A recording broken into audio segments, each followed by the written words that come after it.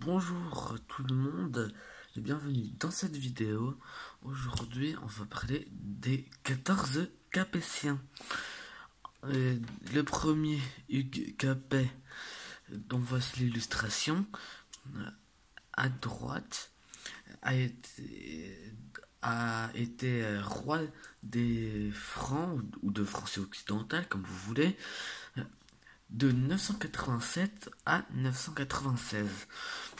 Et c'est lui qui doit le nom à la dynastie des Capétiens directs, voire à tous les Capétiens. Parce que oui, il y a eu des branches des Capétiens, par exemple les Capétiens Bourbons ou les Capétiens Valois. Mais c'est pas le sujet. Continuons. Voici Robert de Lepieux, toujours. Donc voici une illustration à droite. Le fils du Capet, il règne de 996 à 1031. Il est le premier souverain français de l'an 1000.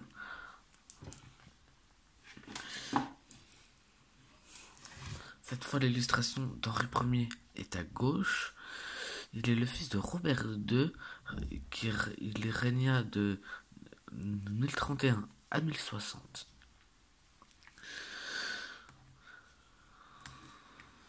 Toujours à droite, Philippe Ier, fils d'Henri Ier, dont le règne est de 1060 à 1108.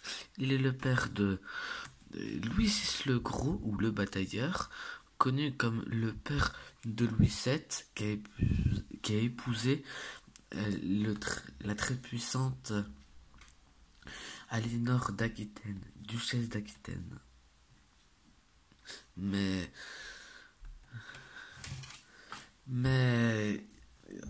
ils s'entendaient pas très bien, Aliénor et Louis VII.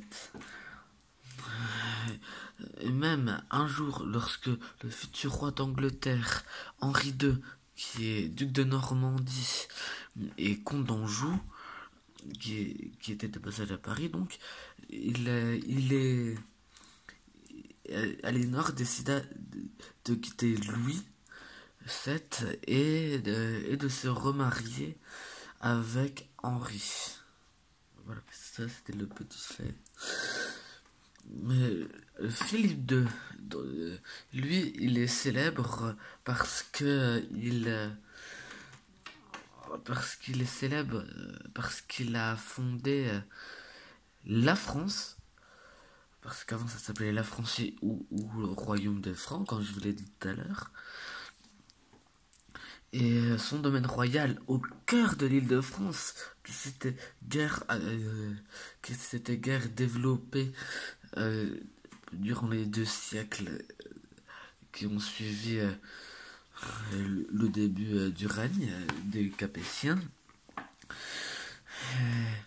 Philippe II s'est dit, il faut que je réagisse, c'est moi le roi, c'est pas les seigneurs qui est plus puissant que moi qui font la loi dans ce pays. Et du coup, petit à petit, il a récupéré la Normandie et le reste du royaume de France. Ainsi, la France est devenue la France.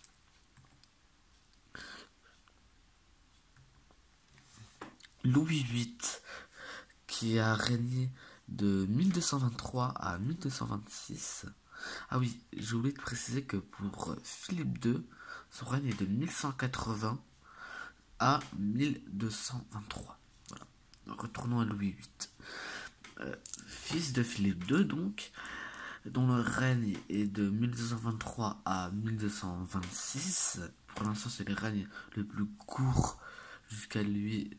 C'est le règne le plus court de la dynastie capétienne. Mais il y a plus court, vous verrez.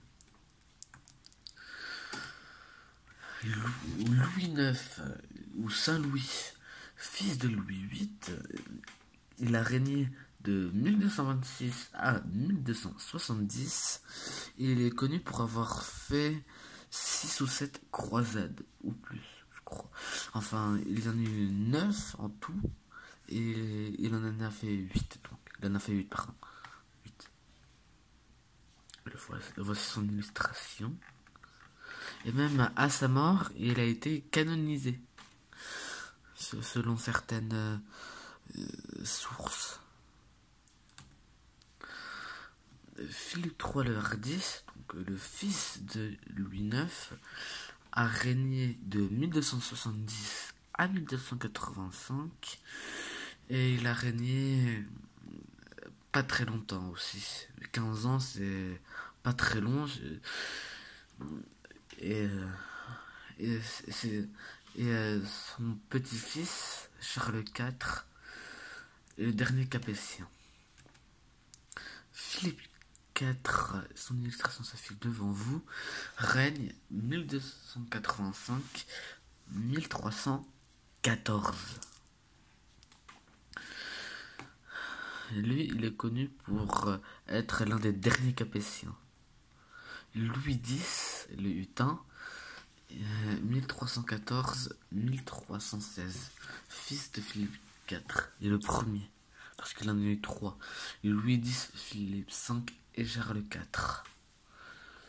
Son fils, qui est Jean Ier le posthume, n'a régné que 4 jours en 1316, de sa naissance à sa mort. Philippe V le Long, deuxième fils de Philippe IV, il a régné plus longtemps que son prédécesseur, donc son neveu, Jean Ier, il a régné de 1316 à 1322, Philippe V, ce qui reste beaucoup plus long que celui de Lance-la-Corde. Charles IV le Bel, dernier roi capétien, et le troisième et dernier fils de Philippe IV. Il a régné de 1322 à 1328. Je vous remercie d'avoir regardé cette vidéo.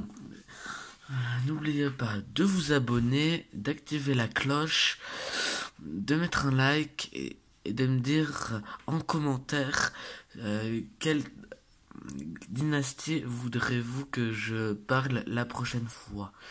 Il y a aussi 3 vidéos dont je voudrais vous conseiller. C'est de Doc Seven.